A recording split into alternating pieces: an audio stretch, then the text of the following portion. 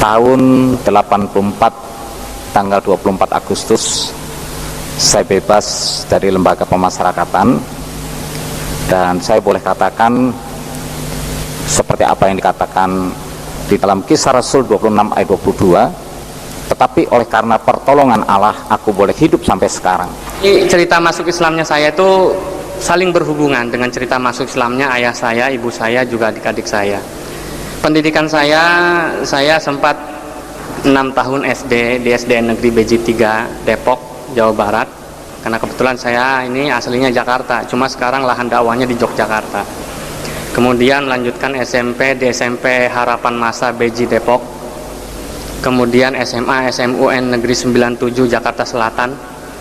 Ya Hadi ya Bashir ya Tabibi Nabi Allah khairul khalqi jami'an lahu a'la manasibi wal marati salatullahi ma subhanallah.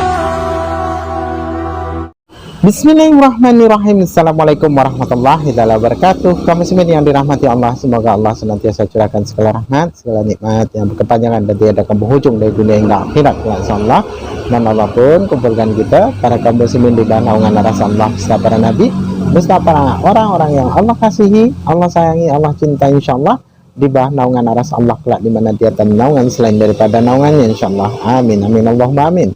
Kaum muslimin, pada kesempatan sore hari ini saya akan mengunggah sebuah video di mana video ini mengisahkan tentang perdebatan 3 murtadin ya dan 3 mualaf ya, yang dimana ini full kaum muslimin ya, full. Hanya saja memang saya jadikan 3 sesi ya, karena ini video panjang sekali ya, 3 jam lamanya, maka mesti saya bagi-bagi hingga 3 ya, supaya tidak jenuh menontonnya begitu ya.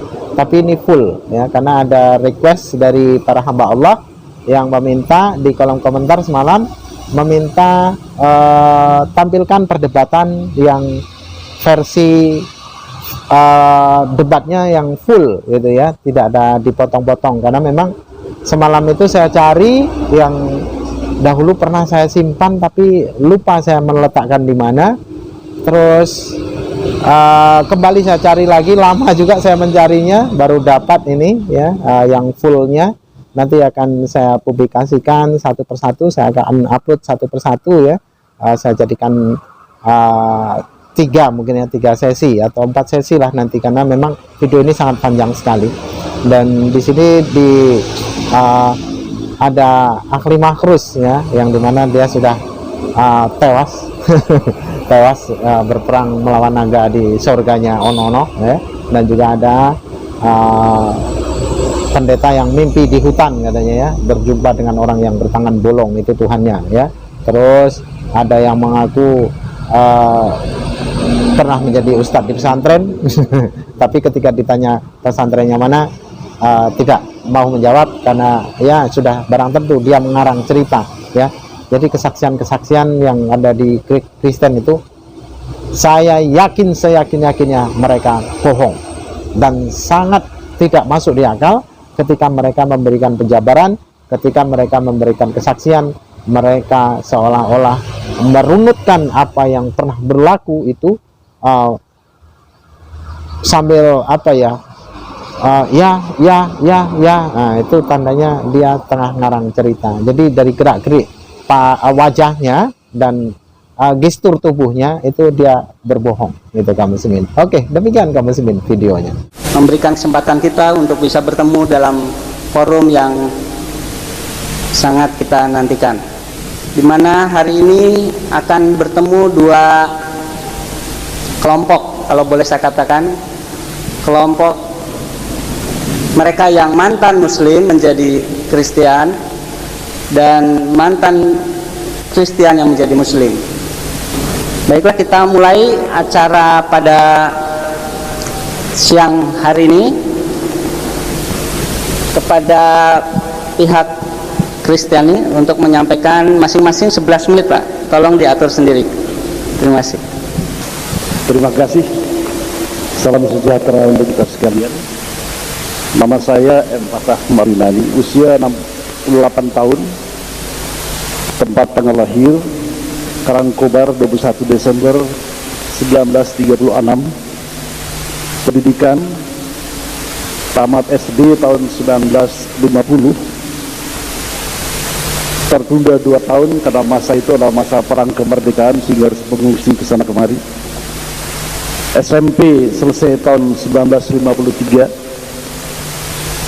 SMA 1956 di Yogyakarta, pendidikan tahun 56 tahun 60, Fakultas Sosial Politik jurusan Pemerintahan Universitas Gadjah Mada, kemudian ditugaskan ke luar daerah untuk sebagai dalam rangka pengerahan tenaga mahasiswa untuk mengajar di sebuah sekolah menengah atas di luar Jawa. Pendidikan teologi pada tahun 72 pendidikan dasar teologi Kristen, teologi lanjutan 1986 Master of Ministry, teologi lanjutan untuk S3 jurusan misiologi tahun 1999. Pengalaman dosen pada beberapa sekolah tinggi teologi di Jakarta dan di Jawa Timur, juga di Pulau Batam. Pengalaman yang lain adalah tahun 2001 menghadiri pertemuan internasional Prison Fellowship International, yaitu pelayanan ke penjara-penjara di Johannesburg, Afrika Selatan. Tahun 2003 seminar dan pelayanan di University Technology Sydney, Australia. Bulan Maret dan April tahun ini adalah utusan dari NGO HAM ke the United Nations High Commission on Human Rights Conference di Jenewa, yang bersama-sama dengan 15 orang anggota, yaitu menyampaikan masalah-masalah crimes against humanity di Indonesia, masalah-masalah mengenai buruh migran, masalah-masalah yang terjadi bulan Mei 98, masalah Papua, masalah Aceh, masalah orang hilang, dan genosida.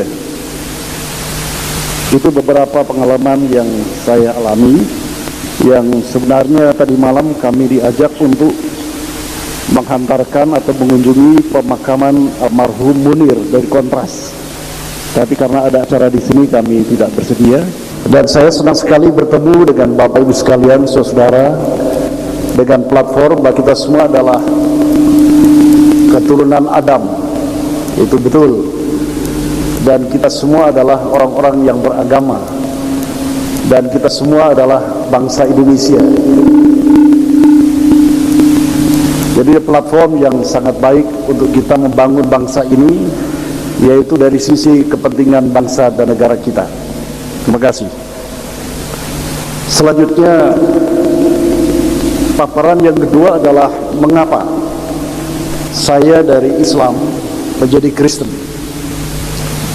Saya mempunyai suatu pergumulan yang tidak diberikan jawabannya yang secara pasti bagi diri saya.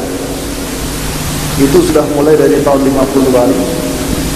Kemudian ada satu pergumulan karena usia makin bertambah, yaitu satu problem tentang kepastian keselamatan sesudah orang itu mati. Jadi problem the life after the death, itu tahun 62, dan itu berjalan lebih kurang 7 tahun lamanya. Tidak ketemu bagaimana supaya hati saya mendapatkan satu kepastian bahwa setelah mati itu tidak masuk neraka. Nah, pergumulan ini selama 7 tahun, dari tahun 62 sampai tahun 69, pada akhirnya saya mengusahakan mencari jalan, yaitu dengan berpuasa 40 hari. Dan pada masa puasa ini banyak perkara-perkara yang terjadi. Sebagai orang Jawa, saya dari Jawa Tengah, yang juga tentu Bapak sekalian maklum ada puasa-puasa Senin Kamis dan sebagainya. Ketika masa puasa itu, problem yang saya hadapi adalah kehidupan, bagaimana kehidupan setelah kematian. Tentu ada yang bisa menerima, ada yang tidak bisa menerima. Bahwa Tuhan berbicara melalui hal-hal yang konkret, Tuhan berbicara melalui mimpi, bisa, dan Tuhan berbicara melalui visi-visi. Nah, pada masa yang puasa ke-19 hari, saya diberikan beberapa visi. Maksud visi ini adalah saya terima dalam keadaan tidak tidur dan tidak bangun, karena biasanya jam 3 atau setengah 3 saya bangun. Dan pada waktu itulah kami menerima beberapa visi yang tidak pernah saya alami sebelumnya. Jadi ini masalah pribadi yang tentunya tidak rasional. Beberapa perempuan mendatangi saya dalam visi itu, dan dia semacam mengkhotbahi saya. Kemudian setelah selesai itu lewat, ada beberapa lagi orang, pendeta memakai seragam hitam, membawa Alkitab dan mengkhotbahi saya. Lewat lagi, seorang pendeta memakai seragam putih, membawa Alkitab dan mengkhotbahi saya. Setelah itu mereka lewat, ada 3 orang tidak membawa Alkitab, tapi pakai jubah. Dan 3 orang itu, yang satu itu adalah tinggi besar dan saya tidak kenal, dan dia memerintahkan kepada saya ikut. Saya terus ikut. Kepada yang pakai jubah tinggi besar itu, dia mempersilahkan saya untuk ada 2 gelas minuman, teh dan susu, dan saya sambar yang susu saya minum. Kemudian peristiwa itu berlangsung hari ke-19 sampai ke-25. Dan pada waktu-waktu itu, kemudian pada masa puasa itu, saya didatangi lebih kurang ada 100 lebih malaikat-malaikat yang datang seperti burung dara turun dari langit. Dan kemudian dia mendarat di depan kami. Peristiwa ini sungguh sangat indah kalau dilihat oleh kacamata telanjang, dan ternyata bahwa malaikat itu membawa almarhumah adik saya. Dan ternyata bahwa pada peristiwa itu memang adik saya meninggal, tapi saya tidak tahu. Dan malaikat yang terdepan itu membawa jenazah adik saya perempuan ini, dibawa terbang ke langit arah timur. Dan pemandangan ini sangat mencekam dan sangat menarik sekali, dan seolah-olah saya ingin mengikuti. Lebih kurang 100 malaikat itu terbang, saya ingin ikut dia. Tapi malaikat yang terakhir, kemudian dia mencabut pedang dan memerintahkan saya belum waktunya. Jadi kalau seandainya saya pada waktu itu ikut, ya tidak ada di sini. Itu pemikiran saya, dan saya diperintahkan untuk masuk kota, masuk hutan yang lebat, menyeberang sungai. Di dalam hutan itu sangat mengerikan karena gelap gulita. Ada banyak pohon besar dan binatang yang buas. Dan pada saat itulah saya tidak berdaya lagi dan saya tersungkur dalam keadaan ketakutan. Saya mendengar satu suara, "Jangan kamu takut, aku beserta dengan kamu." Peristiwa ini berlangsung selama masa depan hari ke-19 dan 25. Belum selesai visi yang diberikan itu. Kemudian ada segumpal api sebesar kepala yang ada buntutnya datang dari arah timur, menabrak muka saya, dan saya sama sekali tidak mengerti apa maknanya itu. Kemudian yang terakhir, saya didatangi, arahnya itu dari arah tenggara menuju ke barat daya. Waktu itu saya panggil Nabi Isa, dan dia tersenyum kepada saya, dan saya sama sekali tidak mengerti apa maknanya, apa maksudnya. Nah, oleh karena ini ada satu hal yang sangat unik dalam kehidupan pribadi saya. Saya tanyakan kepada seorang pendeta yang pada akhirnya juga membaptis saya, almarhum Pendeta Alexander Supit. Pak Pendeta, apa semua maknanya ini? Pendeta itu mengatakan, kalau kamu seorang pembunuh, biasanya Yesus yang saya sebut Tuhan sekarang ini, dia hanya memperlihatkan lambungnya yang kena tombak. Kalau kamu seorang pencuri, dia tidak memperlihatkan wajahnya yang penuh kasih itu, tapi memperlihatkan tangannya yang berlubang.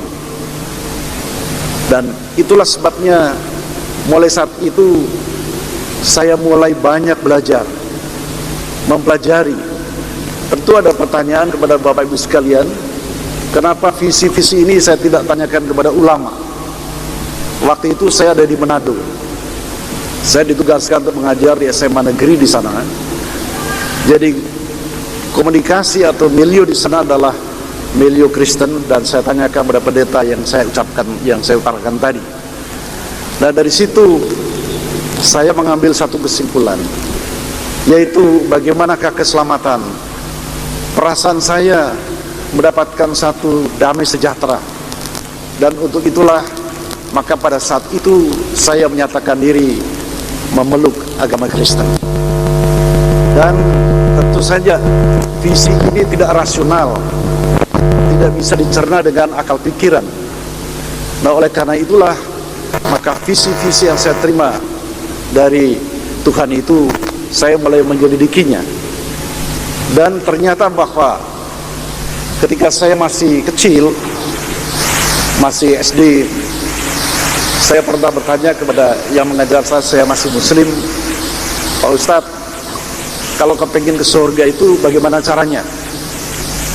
Wah, kamu harus melalui jembatan yang digambarkan seperti katio rambut pinorop itu, seperti rambut dibelah 7, dan di bawah jembatan itu ada satu jurang yang dalam, dan tidak semua orang bisa. Nah, jadi gambaran saya itu, apakah mungkin ada orang yang bisa melewati jembatan itu? Ternyata saya mengambil kesimpulan bahwa ketidakmungkinan itu karena konsep-konsep yang ada pada diri manusia yang menyebabkan orang tidak bisa menyeberang. Dan oleh karena itulah, kepada Bapak Ibu sekalian dan pada Forum Arimatea, saya mengucap syukur kepada Tuhan, waktu yang sangat baik, karena kita semua adalah bangsa Indonesia, kita semua adalah keturunan Adam, dan kita semua sedang dalam perjalanan untuk mencari kebenaran yang hakiki. Dan di dalam masa transisi bagi saya ini, itu merupakan suatu berkah bahwa kita bisa berdialog melalui Forum Arimatea. Saya ucapkan terima kasih kepada Forum Arimatea. Terima kasih.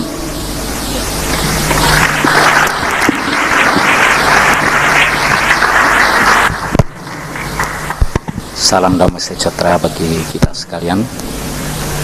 Saya memperkenalkan diri, nama saya Pendeta Edi Sabto, dan saya mohon diralat, ini saya tidak punya gelar doktor, ya baru kandidat.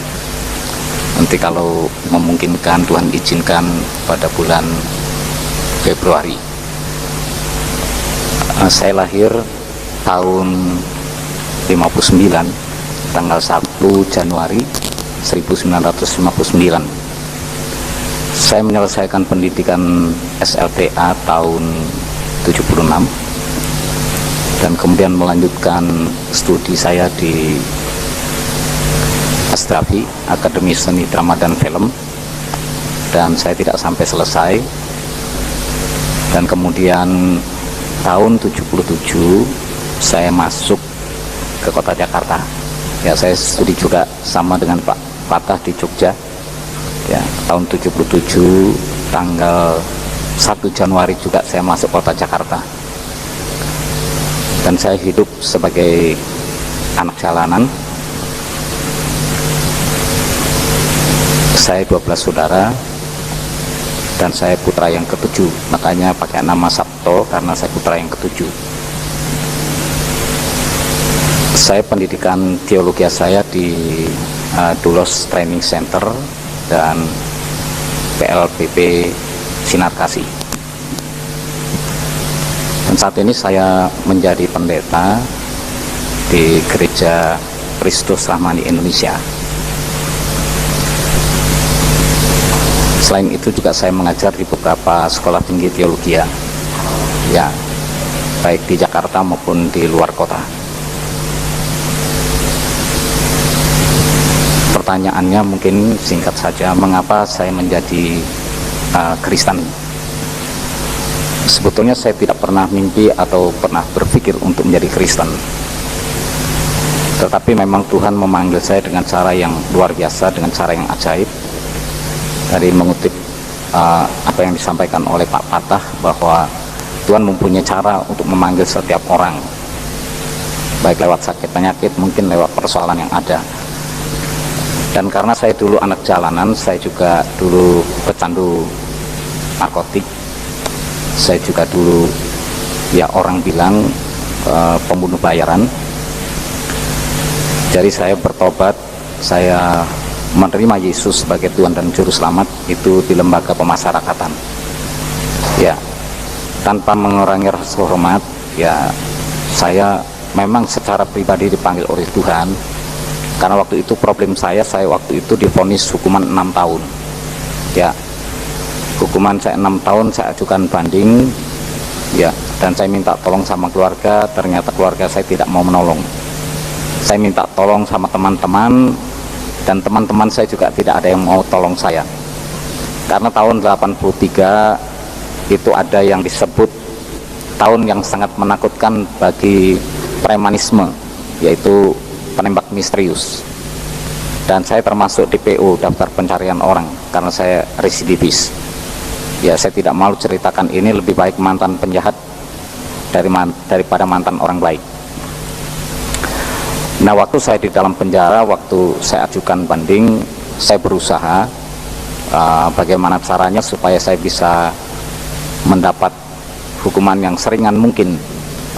Ya, dengan berbagai macam cara kita coba main uang juga, karena dulu hakim dapat disuap, jaksa juga begitu, polisi juga begitu. Saya mohon maaf kalau mungkin ada saudara yang bersangkutan.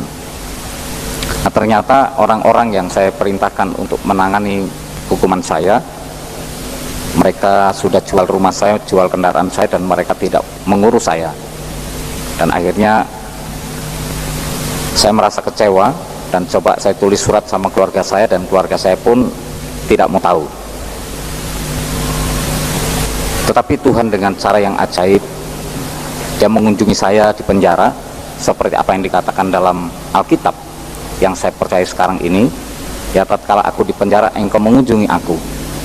Ya, saya waktu itu mendengar satu khotbah, ya, dalam imajinasi saya, di dalam Matius 11 ayat 28, marilah engkau yang letih lesu dan berbeban berat, datanglah kepadaku, aku akan memberikan kelegaan kepadamu. Nah, saudaraku, waktu saya mendengar ini, saya memang agak tertarik, ya, karena memang saya punya beban, punya persoalan, di mana banyak orang yang tertutup pintu hatinya, bahkan tertutup untuk menolong saya. Tetapi firman Tuhan ini memberikan satu pengharapan kepada saya, dan akhirnya ya, saya bukan spekulasi, saya mulai meyakini ya apa yang saya dengar ini. Dan waktu saya ajukan banding, 3 bulan kemudian keputusan banding saya turun, dan ternyata hukuman saya naik jadi 9 tahun. Ya, secara manusia mungkin saya kecewa karena Yesus memberikan pengharapan kepada saya, bahwa kalau percaya kepada Dia maka akan ditolong, akan dikurangi. Nah, kemudian saya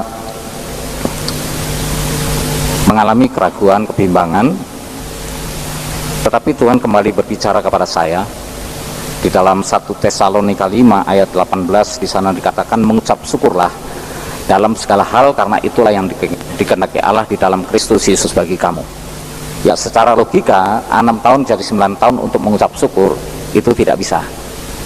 Ya, saya bertanya kepada Tuhan dalam doa saya, Kenapa 6 tahun jadi 9 tahun harus mengucap syukur? Kalau 6 tahun jadi 4 tahun mengucap syukur, itu wajar. Kalau 6 tahun jadi 9 tahun mengucap syukur, itu logikanya kurang ajar. Tidak bisa. Ya. Tetapi Tuhan menjelaskan kepada saya di dalam kitab Ibrani 13 ayat yang ke-15 bahwa mengucap syukur adalah ucapan bibir yang memuliakan Tuhan. Itulah sebetulnya mengucap syukur. Nah, kenapa saya harus mengucap syukur 6 tahun jadi 9 tahun? Inilah cara Tuhan untuk mendidik saya. Kalau seandainya saya segera bebas, maka saya akan berurusan dengan penembak misterius. Mungkin saya akan ditembak mati. Ya, karena setiap hari waktu saya baca koran, itu orang dapat remisi besar, dapat potongan besar, besoknya sudah lewat, ya, ditembak misterius. Dan saya mulai bergumul dan saya meyakini bahwa Tuhan punya rencana yang sangat luar biasa. Ya, saya membaca Alkitab di dalam kitab Yeremia 29 ayat 11. Aku tahu rancangan-rancangan yang ada padaku mengenai kamu, demikianlah firman Tuhan. Bukanlah rancangan kecelakaan, tapi rancangan damai sejahtera yang memberi hari depan yang penuh harapan. Dan saya mulai meyakini ternyata setelah saya jalani 1 tahun 1 minggu, keputusan kasasi saya turun dan hukuman saya sangat mengejutkan, karena waktu saya baca di sana 1,6 tahun. Saya pikir 16 tahun hukuman saya, ya, karena memang saya terpaku dengan angka 1,6 tahun. Dan kemudian petugas berkata, coba kamu tenang dulu, kamu baca baik-baik, hukuman kamu bukan 16 tahun. Saya bilang 16 tahun hukuman saya. Coba tenang, kamu baca baik-baik. Ternyata waktu saya baca 1,6 tahun itu dalam kurung ditulis pakai huruf 1 tahun 6 bulan. Saya sangat terkejut, dan waktu itulah saya meyakini bahwa apa yang Tuhan janjikan itu tidak pernah mengecewakan.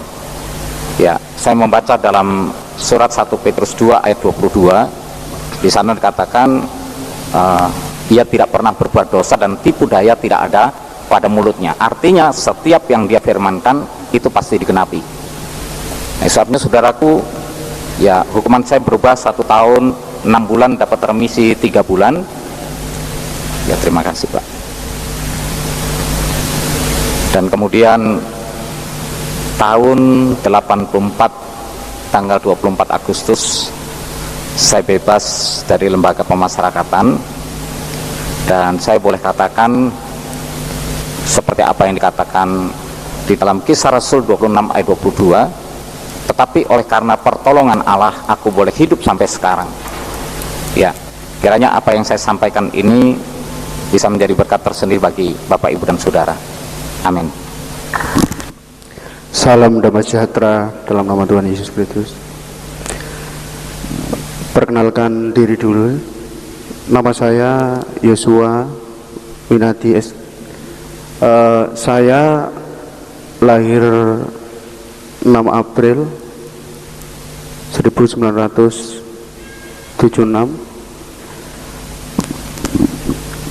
Latar pendidikan saya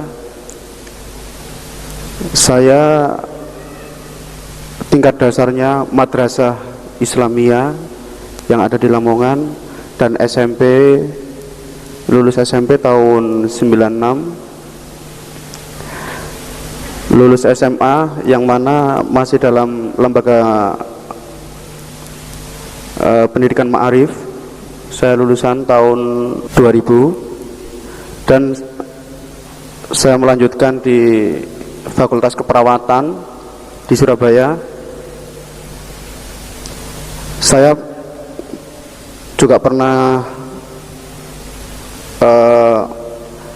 menimba ilmu di sebuah pondok pesantren. Ya, mungkin saudara juga tahu pondok pesantren yang terbesar di Asia Tenggara, dan saya lulusan tahun 96. Riwayat saya dalam mengajar, saya mengajar mulai tahun 97 Agustus sampai 2003, ya. Mungkin itu saja perkenalan diri saya. Sekarang langsung saja, kenapa saya masuk Kristen? Terus terang saudara, Saya tidak ada motivasi lain selain Tuhan yang memanggil saya, yang seperti dikatakan Yohanes 6 ayat 44, tidak ada seorang pun yang datang kepada Bapa kecuali Bapa sendiri yang memanggil. Saya terpatok dalam itu. Jadi saya masuk Kristen bukan ingin cari popularitas atau ingin terkenal atau ingin kaya dan sebagainya, karena dalam dunia Islam dulu saya cukup terkenal, saya cukup popularitas, ya, cukup dikenal juga, tapi bukan itu motivasi saya dalam masuk Kristen. Saya sangat bersyukur sekali karena Tuhan telah menyelamatkan saya, ya. Saat ini saya juga masih ambil gelar magister. Selain itu juga saya juga mengajar di beberapa sekolah Alkitab, baik di dalam kota maupun luar kota maupun luar Jawa. Saya mengajar bahasa Arab dan Islamologi dan masih banyak lagi. Jadi pada waktu itu setelah saya wisuda, saya mengajar di sebuah pondok pesantren, dan pondok pesantren itu punya klinik, dan klinik kesehatan itu masih dalam naungan pondok pesantren itu. Jadi kalau malam saya jadi ustadz ngajar, kalau siang saya kerja di klinik. Dan pada waktu akhir Desember 2003 saya ambil cuti karena banyak hari libur di situ. Kemudian pada waktu acara Natal, ya seperti kesaksian saudara-saudara yang lain juga, saya ketemu seorang pendeta, yang mana pendeta ini juga latar belakangnya Muslim. Kami berdialog sekitar setengah jam, ya. Kita berapologetika, siapakah Isa Al-Masih dalam Al-Quran dan Taurat Injil, ya. Di situ pikiran saya terbuka, tapi saya belum bisa menerima karena bagi saya sangat sulit sekali, ya, untuk pindah agama. Apalagi latar belakang saya Muslim, yang bukan hanya musliman, ya. Saya sudah lama. Terus beberapa hari kemudian saya masih terngiang-ngiang dengan dialog saya dengan pendeta itu, apakah benar gitu. Saya gali terus Al-Quran dan Al-Hadis, saya cari literatur referensi tentang siapakah Isa, ya. Jadi saya itu menemukan beberapa ayat yang mana seperti dijelaskan di situ, Al-Quran Al-Maidah ayat 68, di situ diterangkan tidak dipandang orang beragama kalau tidak menegakkan ajaran Taurat Injil. Dan di situ juga saya menemukan, ya, hadis bahwa Nabi Muhammad SAW juga mengatakan nanti akhir zaman turun seorang Isa putra Maryam, ya, dia akan menghakimi dunia, menghancurkan berhala, ya. Dia akan membebaskan pajak juga. Banyak sekali literaturnya, ya. Mungkin waktunya juga ini mepet 11 menit, ya. Di situ saya mulai berdoa kepada Allah, ya. Saya berdoa minta petunjuk lewat mimpi saya. Kalau toh saya itu masih dikehendaki dalam Islam, ya saya mohon petunjuk. Kalau saya itu mempercayai Isa atau Yesus sebagai Tuhan dan Juru Selamat, ya saya akan pindah dan mohon diberikan petunjuk gitu. Jadi setelah saya bermimpi yang bagi saya itu ajaib dan luar biasa, pagi harinya saya langsung memutuskan untuk meninggalkan segala sesuatunya yang selama ini saya geluti. Kemudian sejak itu saya beralih, dan harapan saya untuk kedepannya, karena saya sangat berterima kasih kepada Tuhan yang telah menyelamatkan saya ingin mengabdi, ya, melayani. Jadi bagi saya tidak ada sesuatu yang perlu saya takuti, karena saya yakin Isa Al-Masih atau Tuhan Yesus yang saya imani saat ini akan menyertai saya selamanya. Mungkin itu saja dari saya. Terima kasih.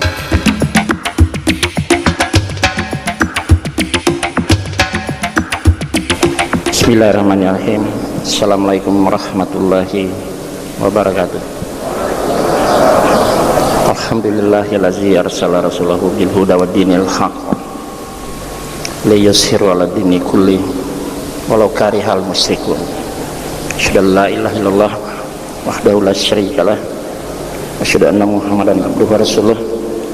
Allahumma shalli wa sallim wa barik ala Muhammadin wa ala alihi wa sahbihi wa man tabi'ahum bi ihsan ila yaumil amma ba'd. Qala Allah ta'ala fil Qur'anil Karim, a'udzu billahi minasyaitonir rajim. Bismillahirrahmanirrahim. Wa may yabtaghi ghairal islami dinan fala yuqbala minhu wa huwa fil akhirati minal khasirin. Shadaqallahul azim. Alhamdulillah, puji syukur dipanjatkan kepada Allah Subhanahu wa taala. Salawat dan salam kepada baginda Rasulullah Muhammad sallallahu alaihi wasallam. Nama saya Insan Elas Mokoginta. Dulunya saya beragama Katolik. Ketika dibaptis saya bernama Wenceslaus Mokoginta. Yang namanya Mokoginta ya pasti orang tahu itu berasal dari ujung Sulawesi Utara, yaitu Manado lah.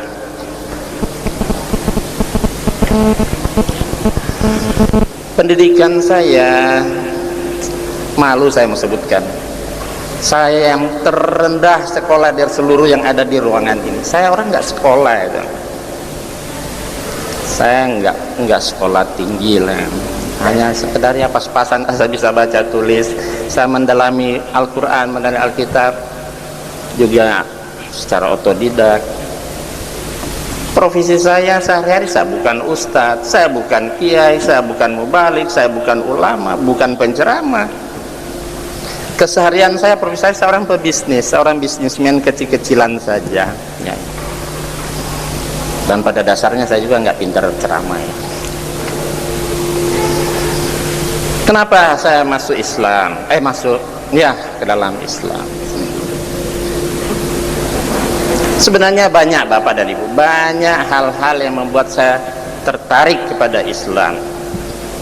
Namun demikian dalam waktu yang begini singkat, diberi hanya 10 menit ya.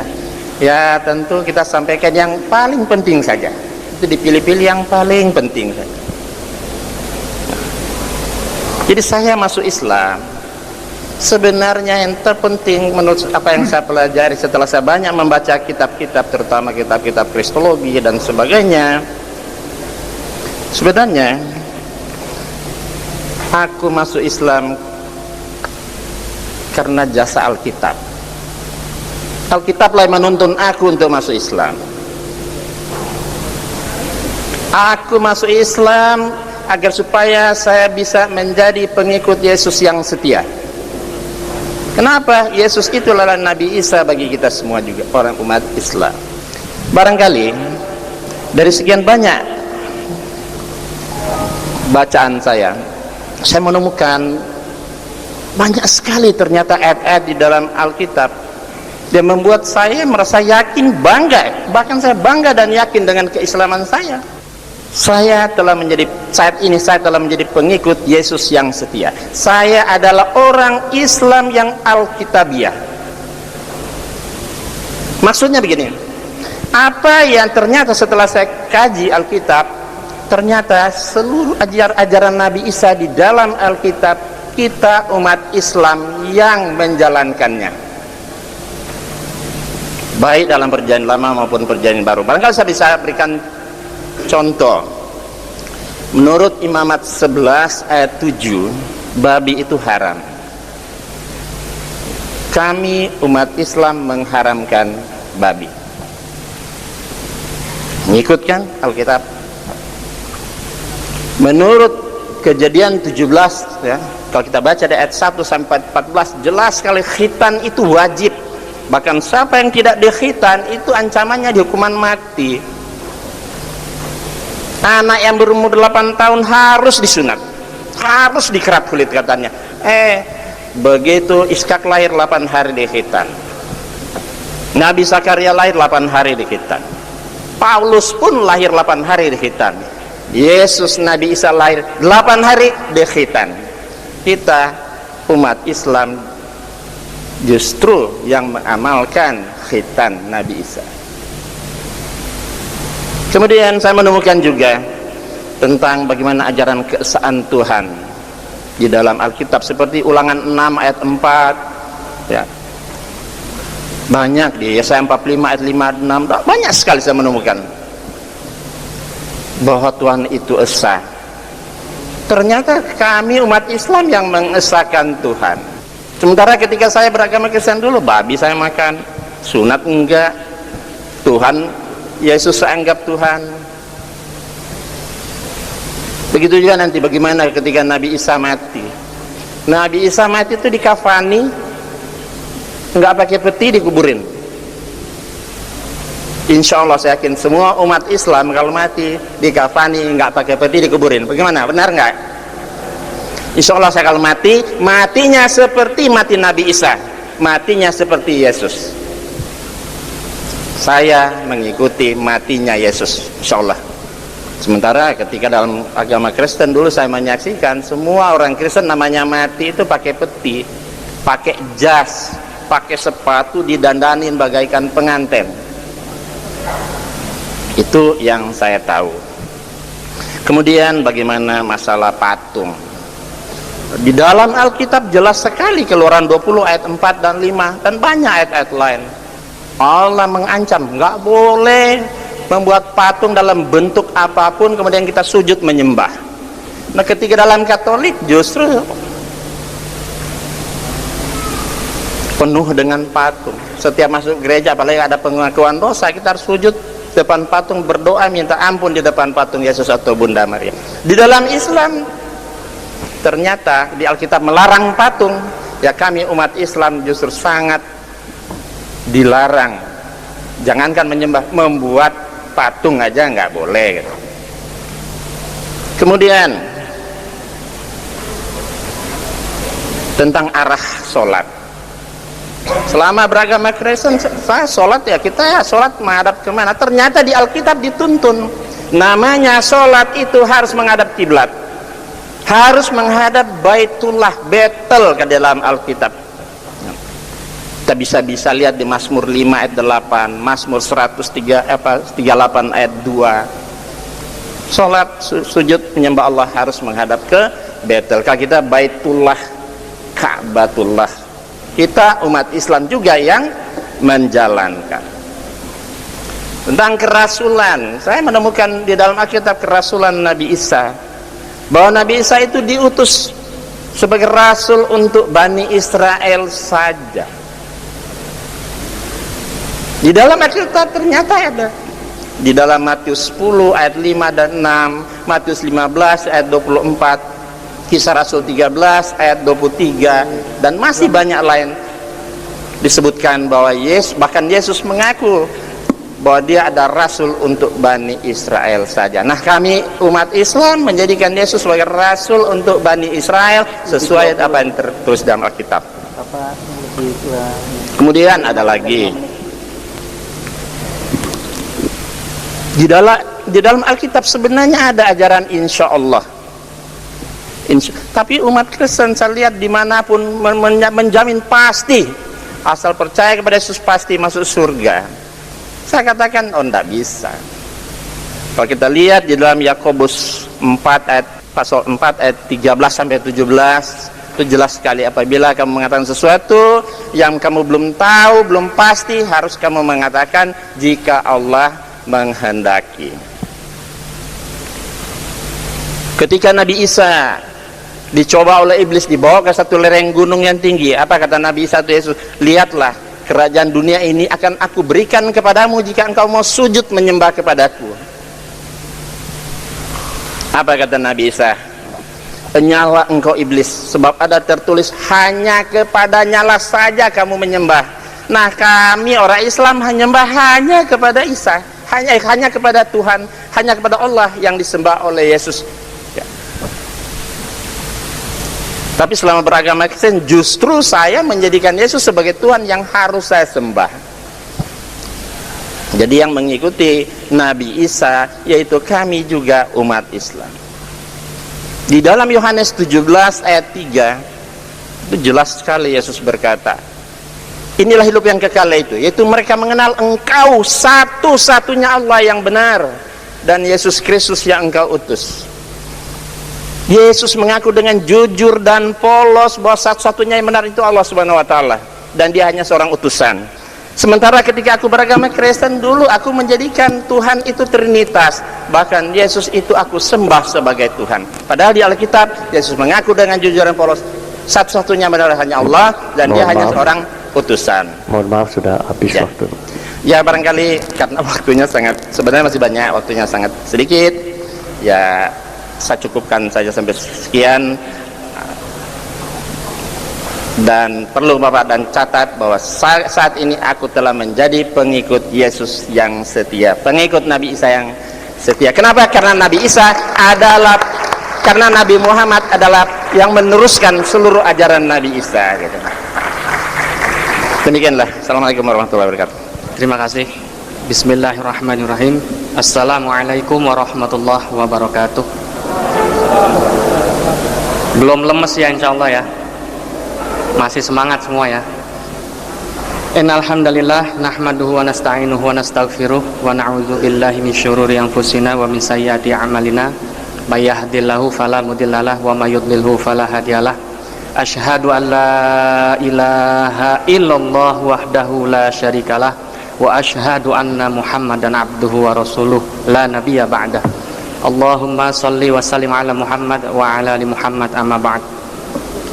Qala Allah Ta'ala fi kitabihil karim, a'udzu billahi minasyaitonir rajim. Bismillahirrahmanirrahim.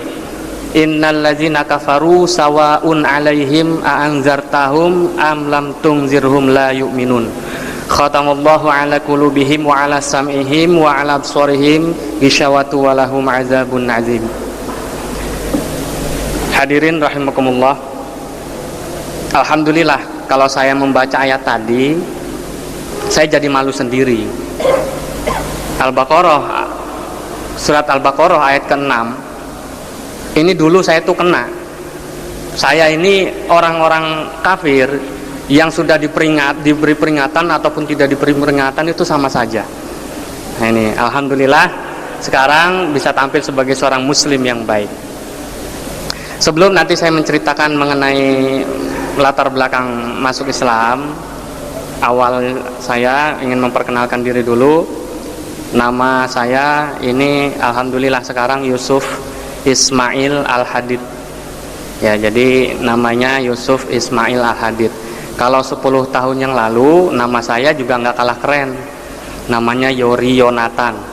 Nah itu. Alhamdulillah Pak Kiai Haji Ahmad Ridwan yang mengislamkan saya itu pinter. Dilihat sama mungkin orangnya ganteng jadinya dikasih nama Yusuf gitu ya.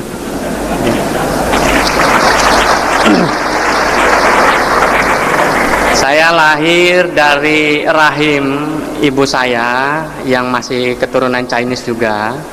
Nama beliau Chinese-nya Li Tiangnyo begitu. Masuk Islam namanya menjadi Rifko Hartini. Kemudian saya lahir dari seorang ayah yang kebetulan pernah jadi pendeta juga, pendeta Pantekosta, karena background saya dulu basicnya adalah dari Kristen Pantekosta. Yang namanya itu dulu cukup unik juga. Nama Kristennya Rudi Rudolf Otto Force.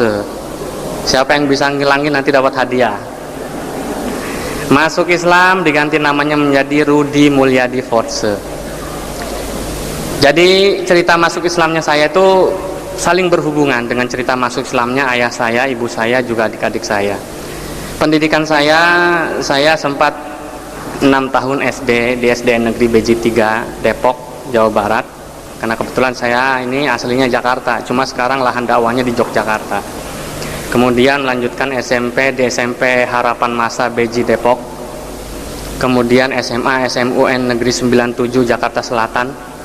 Melanjutkan lagi studi di Sekolah Tinggi Agama Islam Negeri Surakarta Solo. Saya ambil jurusan ekonomi syariah, khususnya di akuntansi syariahnya. Kemudian dulu waktu saya masih jadi Kristen, belum Islam, 10 tahun yang lalu saya sempat juga mendalami satu kewajiban dari bapak saya, karena kalau setiap orang Kristen juga punya kewajiban dakwah gitu, namanya menginjil gitu. Jadi sudah dari kecil saya dituntun dan dididik oleh ayah saya untuk dapat menggantikan beliau gitu ceritanya awalnya. Maka saya sempat 2 tahun dari mulai kelas 4 SD awalnya itu ya, dididik di sekolah penginjilan namanya Sekolah Teokrasi di Jalan Nusantara Raya, Beji Depok, Jawa Barat juga. Di situ saya digembleng dan dilatih untuk menjadi penginjil yang ya bisa dibilang memang Dulu itu agama saya bagus mengkader umat-umatnya, karena dari kelas 4 SD saya sudah sekolah penginjilan tuh, bayangkan. Jadi kelas 4 SD itu sudah bisa pidato di depan umum dan lain sebagainya. Nah, berkat dari situlah alhamdulillah semenjak saya menjadi muslim bisa saya kembangkan sampai saat ini. Saya menerima hidayah dari Allah Subhanahu wa taala juga sama ceritanya. Jadi tidak disangka-sangka sebelumnya, karena saya juga dulu orang yang paling benci sama Islam, apalagi sama Nabi Muhammad gitu ya. Saya paling anti. Awalnya itu justru yang masuk Islam itu bapak saya dulu. Jadi si Pak Rudi Rudolf Otto Force ini dulu yang masuk Islam, tepatnya pada tanggal 13 Januari 1994. Kemudian 2 minggu kemudian adik saya Yona Yohana dan Jessica namanya masuk Islam, karena dulu berurutan ya. Nah, dengan masuk Islamnya adik saya, gereja waktu itu mengatakan hati-hati, Islam itu virus. Kalau nggak dicegah besok virusnya bisa nyebar sama kamu. Alhamdulillah virusnya virus yang baik, betul-betul ketularan saya gitu ya. Nah, saya masuk Islamnya itu setelah 4 bulan kemudian. Jadi tanggal 5 Mei 1994 baru saya mengucapkan 2 kalimat syahadat. Ceritanya itu berawal dari diskusi ya, dialog ringan lah dengan ayah saya. Jadi saya cukup kaget kenapa papa itu kok masuk Islam. Padahal dulu papa yang ngajarin saya untuk menjadi Kristen yang baik dan Kristen yang taat. Sekarang kenapa papa mengingkari keselamatan dan lari kepada Islam? Kurang apa Kristen itu? Nah, setelah banyak bertanya, kemudian beliau menjelaskan. Ini beberapa hasil diskusinya. Saya catat itu dan saya masih ingat karena saya bukukan ya. Judulnya itu bukunya ini ya, Injilku yang Ternoda judulnya. Ini hasil diskusi dan dialog antara ayah saya dengan papa saya. Kasusnya pertama saya dijelaskan, nama saya Yori Yonatan, disingkat Yoyon gitu ya. Ya kan, ya itulah. Sekarang juga sama kasus, namanya Yusuf Ismail. Kalau saya ke Amerika bagus namanya jadi Joseph. Tapi kalau Betawi, orang Betawi manggil saya Ucup gitu. Nah, jadi pertama kali saya diberitahu bahwa kenapa saya masuk Islam, karena pertama banyak sekali pelanggaran-pelanggaran yang dilakukan oleh orang-orang Kristen, kamu ini Yon, terhadap Alkitab kamu atau kitab suci kamu. Contohnya apa? Marah saya dulu karena saya juga pengikut Kristus yang sangat setia dulunya. Biar gini-gini juga calon pendeta gitu ya. Nanti kalau udah besar maksudnya itu alhamdulillah sekarang nggak jadi pendeta gitu ya. Nah, yang pertama tadi salah satu contoh adalah sebetulnya di dalam Injil, di dalam Bible, di dalam Alkitab itu dilarang makan babi. Kenapa kamu makan babi? Lihat kitab Ulangan pasal 14 ayat 14 ke-8. Yang ironis lagi, Alkitab tahun 62 itu tidak ada kata-kata hutan. Yang ada begini juga babi karena memang berkuku belah tetapi tidak memamah biak, haram itu bagi kamu. Alkitab yang sekarang itu ada tambahannya, ditambahin juga babi hutan. Nah ini saya belum bisa terima. Yang kedua contohnya, orang Kristen itu dilarang minum homer, minum minuman keras. Tetapi kenapa dalam ibadah kamu yang sebulan sekali atau 3 bulan sekali itu yang disebut perjamuan kudus, kamu minum minuman keras? Kemudian orang Kristen harusnya disunat tadi seperti bagaimana yang dikatakan oleh Ustadz Moko Ginta. Dalam kitab Kejadian pasal 17 ayat 10 ada perjanjian antara Allah itu dengan Abraham. Kemudian lagi orang yang saya kaget, ayah saya menunjukkan kalimat syahadat dalam Injil. Saya bingung mana ada kalimat syahadat dalam Injil. Kalau kamu nggak percaya silakan buka kitab Yohanes pasal 17 ayat yang ketiga.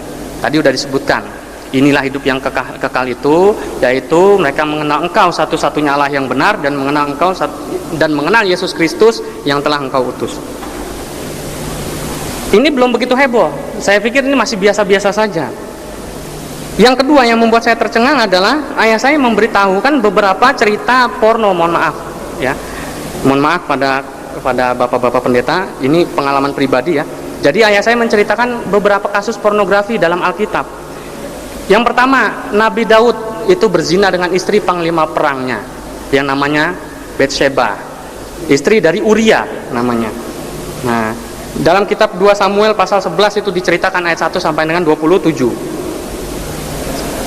Ya. Kemudian ada lagi yang paling aneh adalah 2 orang saudara perempuan pelacur dalam cerita yang terdapat dalam kitab Yeskiel pasal 23, Ohola dan Oholiba. Dikasih tahu lagi sama ayah saya bahwa beberapa ayat yang mustahil atau tidak masuk akal, yaitu ada cerita Musa memarahi Tuhan dan Tuhannya menyesal. Itu dalam kitab Keluaran pasal 32 ayat 7 sampai dengan 14. Kemudian manusia menang berkelahi melawan Tuhan. Ceritanya Nabi Yakub dalam Kejadian 32 pasal 22, Kejadian pasal 32 ayat 22 sampai dengan 32.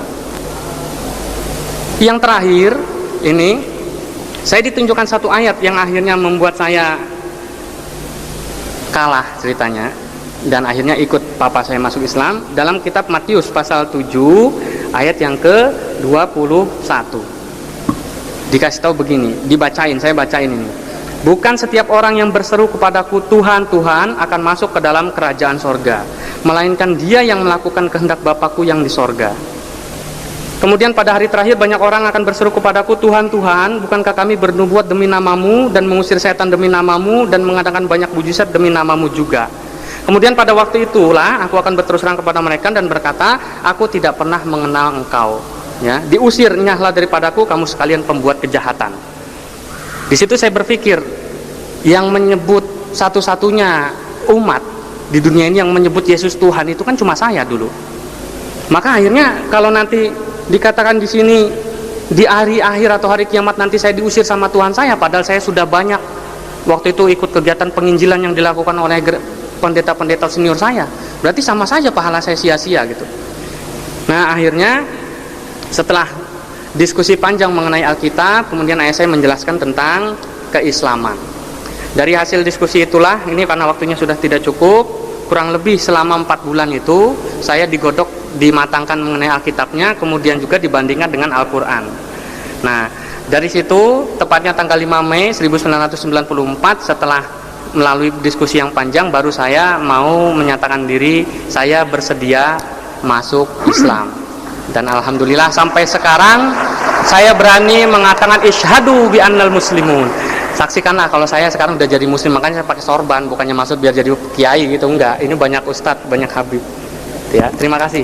Saya serahkan kepada Ustadz. Yang muslimin ya, yang dimana di sesi pertama ini ya lengkap karena memang tidak ada saya potong-potong ya, jadi durasi videonya pun panjang karena sesuai dengan permintaan para hamba Allah ya, ada para netizen pendukung channel ini ya untuk meminta coba tampilkan video fullnya ya, jadi saya penuhi yang dimana beliau-beliau ini meminta untuk tidak dipotong-potong karena memang waktu itu saya mendapatkan video itu, video memang seperti itu adanya gitu ya, jadi coba saya carikan yang full itu, dan nggak susah juga memang mencari yang full itu.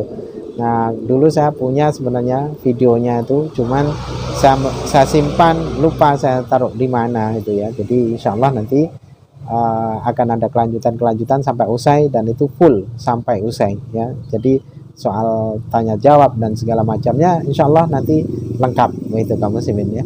Jadi mohon maaf kalaupun video ini panjang ya, belum ada debatnya, belum ada panas-panasnya karena memang masih dalam sesi awal, sesi perkenalan ya. Mereka dari kedua narasumber dari pihak Kristen maupun Islam masih memperkenalkan dirinya ya, biografis tentang perjalanan hidupnya gitu ya, dari jenjang pendidikannya, dari apa-apa yang pernah dilakukannya, dan bagaimana tanggal kelahirannya, dan di mana kelahiran mereka ini, beliau ini dilahirkan kan gitu ya. Oke, demikian saja kaum muslimin yang dapat saya sampaikan. Saya video sana. Wassalamualaikum warahmatullahi wabarakatuh. Ya Hadi ya Bashir